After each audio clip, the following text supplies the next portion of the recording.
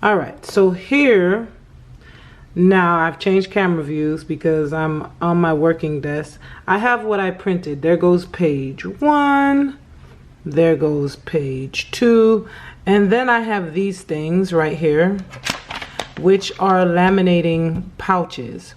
Okay, so they're Scotch laminating pouches. These are what I'm gonna need. I'm gonna need 2.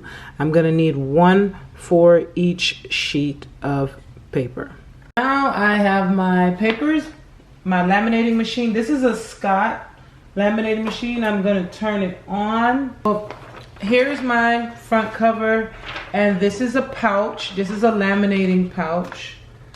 The machine is warming up right now, so I'm waiting for it to warm up. The light will turn blue when it's ready.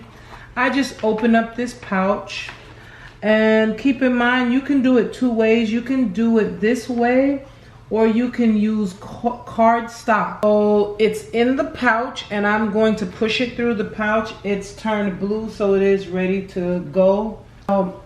It's ready to go. I'm gonna stick it in my laminating machine. Hopefully the house does not burn down. So I'm gonna stick it in there. It's gonna take its time and go through. While it's doing that, I'm gonna go ahead and take the next page. You know, multitask. Why? Because we all sometimes can be short for time. Meanwhile, I try to figure out how to open this. Boom. So as that's getting fried up in there nice and good, I'm gonna do my second page. You wanna make sure you do this as perfect as you can. You can't be selling people, you know, raggedy stuff. So my second page is in. So the first page is coming out, and woo-wee, is on point. You know what I'm gonna need? The cutting board to cut the edges. So the first page is coming out. Then I'm gonna put the second page through. Then we're gonna keep it moving. And voila! Oh, that's a little bit hot at the bottom. All right. So my first page is laminated. I'm gonna put in page 2.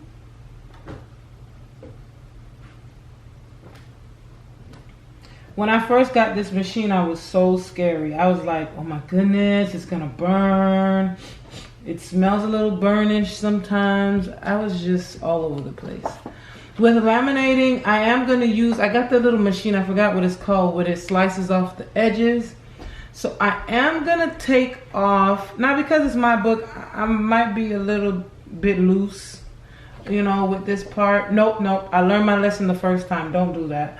So I am gonna cut off all my edges, and once I cut it off, then I'm gonna bind it and put holes in it. I'm gonna use the Cinch machine, which I got off of Amazon. They're definitely worth getting a good look at, and I'll show you that later when I get to it.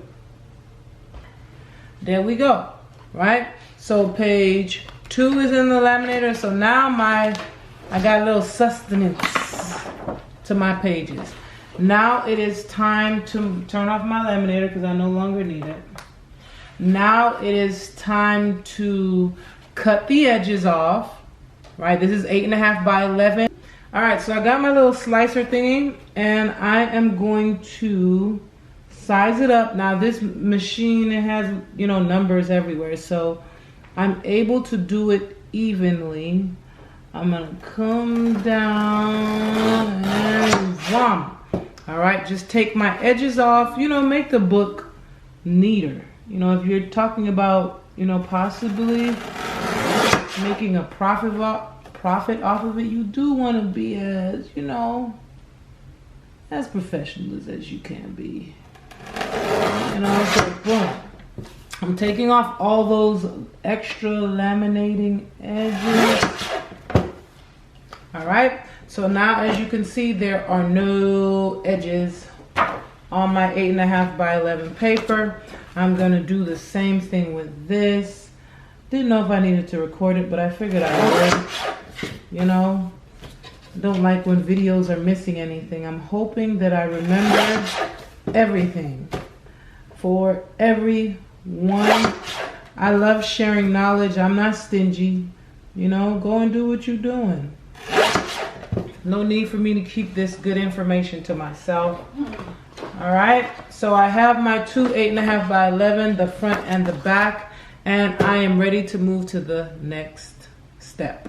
For this next step, where we're getting ready to bind, hole punch, all that good stuff, you're gonna need this handy dandy machine. This is called a Cinch.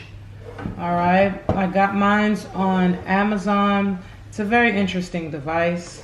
Right now it is held together by this thing. I'm gonna loose that so it can stand up.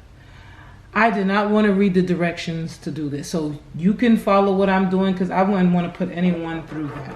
I watched somebody else's video, I can't remember her name, to show me how to use this thing. So what you're going to need for this step is paper that does not have any holes in it.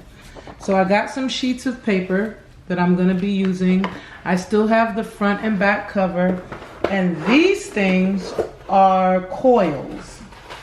All right, so these are coils. I'm just taking them out. Right, these are coils, and you're going to need this in order to bind the book. These two appear to be very close friends because they do not want to release each other. There we go. All right, so I have my coil, and this is 3/4 inch. It matters what size you get, so just trust me on that. It matters. This, I think I pulled out about 60 or 70 sheets of paper. 3/4 inch coils are almost perfect for that size. What's wrong with these two? They keep, there we go. So I have my coil. This is the second step. First, I have to punch holes into the paper. I have to put holes into the paper, and I have to put holes into the front and the back cover. On this cinch, before I start making holes in it, you see these little knobs. Sorry, my nails are not done. I'm so embarrassed, but these things right here, there's directions on here that explain to you what to do. So if you're working with 8.5 by 11, you see where it says pull peg number. I'll show you what that means, but I'm gonna end up pulling peg number 10 because I am working with an 8.5 by 11. You can see the inches. The inches are up at the top. Okay, but I'll show you what that means. But if you need further explanation, just actually read the directions. I know I don't like to read directions. I rather just watch a video, but this is what I'm doing is for an 8.5 by 11. So, and just for later, for these purposes, because I don't want to have to pick up the camera again, I want to show you something else. You see here? See those numbers right on top of there? Those numbers matter. That makes you, it kind of decides how tight your coils are. For an 8.5 by 11 with maybe 60 or 70, 60 to 80 sheets, coil size, it goes by your coil size. My coil size is, actually that's gonna change. I'm gonna put that between the 3/4 and the 5/8. Okay, because my coil size is 3/4, but that's important to know for later. All right, so let's get back to it. So you get a nice glimpse of this machine. It's absolutely awesome. I'm gonna start hole punching, and this thing is gonna be drawn out. So this part is hard to show far away from the camera, so I wanted you to get a good look at it. All right. You only want to do up to 20 sheets at a time. That's what the direction said. Okay, so you don't want to put more than 20 sheets of paper in here at a time. When you put the paper in, make sure all of these pegs, now if you're just opening it, it should be all in. You make sure they're all pushed in. So first I will push this paper in, right? See that? And this little ruler is holding it still. All the pegs are in, and I push down, and you can see my beautiful squared holes. however you want to call it. So it makes it square, right? So the next step that I would have to do is I would pull this ruler all the way out because it's 8.5 by 11. The measurements are on here, so that's how I know what to do. And then next, you push your paper in. Now remember, this was closed at first, right? So now to put the holes at the top rest of the paper, you gotta pull your ruler out. And you push this in. Now there's this little white thing over here. When you push that down, it holds your paper in place. It goes right into the hole and it holds your paper in place. Now this is where the directions matter. I'm gonna pull out peg number 10 because this is 8.5 by 11. If I don't pull out the 10, it's gonna make a hole like all the way at the top of the paper and it's gonna look kind of weird. So you wanna pull out the peg number 10 and boom. Once you do that, you lift. Remember to push peg 10 back, lift this little white notch at the side, and would you believe I still got caught doing that same thing. I want you to look. I'm glad I made this mistake so you can see it, because you see how it bores at the top right there. It shouldn't do that if you put the measurements incorrectly. And the reason mine is incorrect is because my paper is not 8.5 by 11. It's 8.5 by 10. So I actually put the wrong size. So I'm glad I made that mistake. And I made it with like 20 sheets of paper. Just great. Absolutely great. All right. I don't mind making the mistakes, but if I make it, that means you won't. All right. So I'm getting a new 20 sheets of paper. So I had to do some troubleshooting a while ago to make sure I was telling you guys the right information when it comes to pulling out the correct pegs. This paper is 8.5 by 10. Typically, when it's time to put the remaining holes, you know, you pull it out completely. You pull the ruler out completely. You put them on. Now, when it was 8.5 by 11, I was pulling out peg number, and if you can't, right now, I just put down the stopper to make sure it's holding my paper. I was pulling out peg number 10. But now that my paper is 8.5 by 10, I'm pulling out peg number 9. So I'm coming down shorter because I don't want it to do this right here. And I actually had to use one sheet of paper, which I suggest you do, to make sure you don't mess up all your work. Just try it out on a sheet of paper to make sure you did it right. And I did do it correctly this time. Okay, because I am gonna leave my mistake on camera, right? So now I have my holes in correctly and I know what to do. I'm gonna show you this one more time, then I'm just gonna fast forward so you don't have to see me hole punch all of my papers. Doing it one more time, push the ruler in, make sure my pegs are all pushed in, slide the paper in, boom. Okay, good. Those holes are made. Sometimes I look at it to make it doesn't punch out all the holes completely, and I just kind of use my finger and do that.